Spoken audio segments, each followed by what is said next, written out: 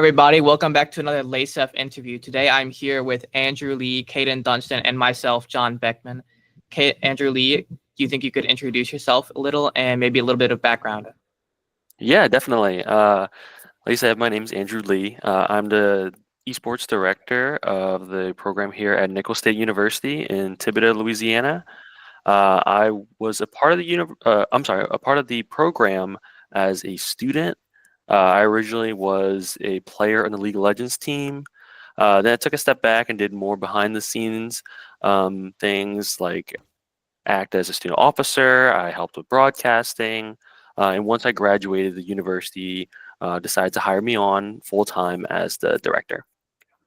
That's really cool. I got to ask, do you think that being a director leads you to see more interesting things about esports at your college? Yeah, absolutely. I think that being in this role and being more involved with kind of the inner workings, not only in the program itself, but how the university views the program, it's opened up a lot of different viewpoints for me and different avenues too, and how to make the program grow. Okay, besides what you said, League of Legends, what games do Nicholls at Esports, what do they compete in? Yeah, so it's a pretty long list, so you just bear with me. But there's Call of Duty, Super Smash Brothers, Rocket League, League of Legends. We used to do Overwatch, but interest had kind of dwindled, and we're going to be doing Marvel Rivals instead. We have Valorant, Rainbow Six Siege, Teamfight Tactics, and we offer TCG, so like physical card games like Magic the Gathering, Pokemon, Yu-Gi-Oh, things like that. Okay, that's a very wide list. What do you guys use to like compete against other people with? So you talking about like equipment wise? Not like equipment wise, but more of like how do you connect with other people to compete with them? Yeah, so we're in depending on what game, because we do kind of spread out just depending on scheduling issues. So we participate in NECC, we participate in ECAC. If it's a spring, then no, I'm sorry, CCL for Call of Duty, and also Playfly. So there's kind of like different platforms for the different games that you have, but some of them have more other games on it. Yes, so most of the platforms have the same amount of games offered. There might be some niche titles that one may have that the other doesn't. For instance, ECAC, we have a team for TFT, Teamfight Tactics, in there that the other two leagues don't offer. They might offer it as like a one-off tournament, but not an actual structured league. So when we want to compete in that, we exclusively go through ECAC. Okay. I'd like to ask a question, actually. Yeah, what's up? So, as the director, have you heard about the ongoing thing going with Playfly and Playversus? Yes, I have heard Yeah, about that.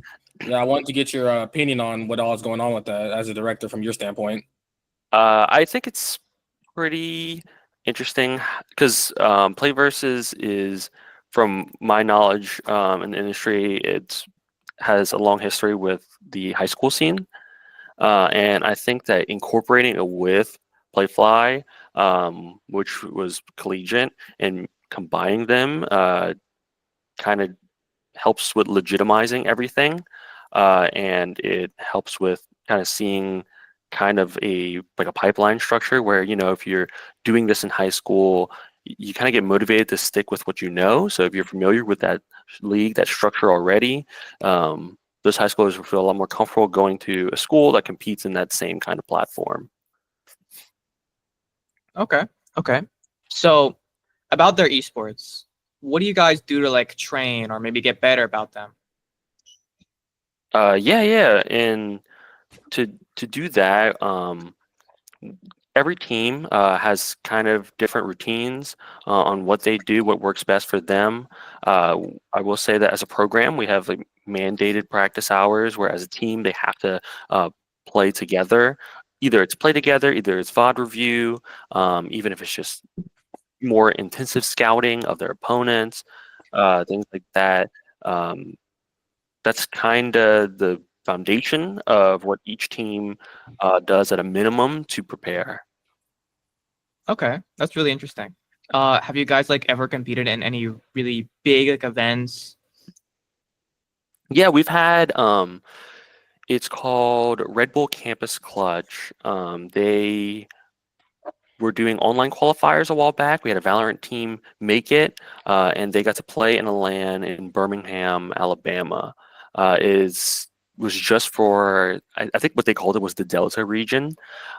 We've had teams compete in Knoxville, Tennessee. We were at La Cursa, which is just for Louisiana colleges, but still, it's the intramural state championship. We've sent players to Super Smash Con, or now known as Supernova in Virginia, for a couple years now, which is pretty consistently the biggest Smash tournament of the year every time it rolls around. So like when you say you send them over, do you like provide the money for it, or do they just like you recommend them to go? No, if when I say send, like we're very inclusive of like we help them get there, right? So if it's registration, we'll pay for. If it's far away, and like so for the Virginia trip, we set them up with hotels. If it's somewhere that maybe they just have to drive there, so they also are. We had a COD team that played in Mississippi. We provided them with reimbursement for gas, and also for depending on how long they stay, we'll reimburse food too. That's pretty cool. Have there ever been like any really cool outcomes of them? Yeah, I would say that for La Cursa and at LSU Alexandria, our Super Smash Brothers team won. They got first place there. Very proud of them. That was the first time ever taking home a trophy. And it was the USM Army Invitational for Call of Duty, the tournament in Mississippi I was referencing. Our COD team got second place. So it'd be pretty safe to say that you guys are pretty good. Yeah, I mean, I'd like to say so. I don't want to have too big of an ego for the program, but I'm very proud of how the students do. I would be too. I'd be too. I want to say that you guys are really cool. I have been looking into maybe your esports program. I think it's really nice. And I have maybe one more question to ask. Do you think that esports would be difficult to get into compared to just like regular sports? I don't think so. I think that esports, maybe it's just a now thing, but I think it's more accessible than ever. I think that we have a lot of students of all kinds of skill levels and backgrounds participate, just because the talent pool is different for every school, and we're schools right now don't really have the resources to, you know, always scout and get the best players out there, right? The ones that are going to be professionals. So we kind of just try out what we have and what we can get in terms of skill level. And you never know, just because of the nature of it. A lot of students, they decide they don't want to participate anymore. They might drop out. They might decide that it's just not for them. And you might get a team one semester of all, Diamond Plus players, and the next semester it's all silver gold, right? Yeah. And even besides that, esports has so many opportunities for students to participate behind the scenes. I can say at Nicholls, we are very welcoming of any students from all kinds of majors to, help in any way they can. I have a lot of art majors help out, graphic design and things like that. And also we do community tournaments where everyone is welcome. That's really cool. I think that was the last question I wanted to ask. Caden, you have anything to ask? Yeah, actually. So I haven't really followed y'all a little too much, but so I wanted to ask, what do you think makes y'all's program different? What do y'all think y'all do better than everyone else?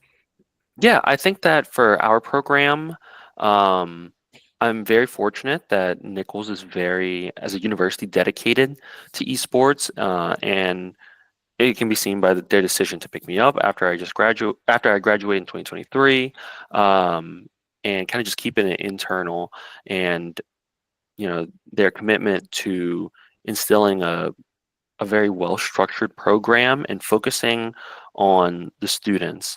There's a lot of things we have set in place where it's not just about gaming, it's about students doing well academically.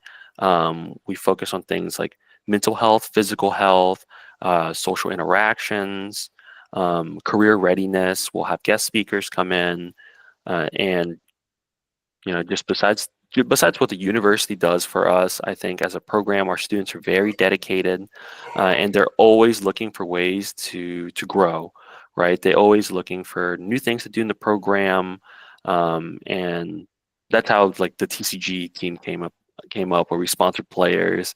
We'll be sending a couple Pokemon players to NAIC in June, which is the North American International Championship for Pokemon. And it's just the constant amount of support and ideas we get. I think that's what makes us unique. I think that's really cool. I can tell that your college supports you guys a ton. Do you think you have anything else you want to say before the interview is over? Yeah, I mean, I just want to thank y'all for giving me this opportunity to talk more about Nicholls. Besides just like the games and things I said we offer, I do want to say that we also offer scholarships for esports. It's the criteria is always changing in terms of sometimes we get scholarships added for just based on donors. So sometimes we get new scholarships for if you're in esports and you're a student who's majoring in the College of Liberal Arts, right? That's a scholarship that an external donor just decided to donate to us so that we can help out the students. And in the past, we've had our Super Smash Brothers team, Call of Duty and Rocket League. They were all on scholarship. I won't make any guarantees for exactly what teams are going to continue to be on scholarship, but that is something that we offer here at Nicholls. That's really nice to hear. Fantastic. Great. It's been nice talking with you, Andrew. Yeah, it's nice talking to you also.